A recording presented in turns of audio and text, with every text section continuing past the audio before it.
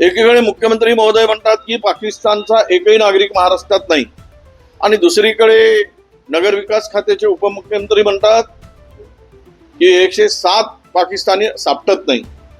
पण यात कुठलाच समन्वय दिसतो सरकार म्हणून. महाराष्ट्रामध्ये भ्रष्टाचाराला प्रचंड आता ऊत आलाय असं म्हणू. प्रचंड भ्रष्टाचाराचं प्रमाण वाढलंय. खालच्या स्तरापासून लोकांनी पैसे दिल्याशिवाय एकही काम प्रशासनातला अधिकारी करत नाही.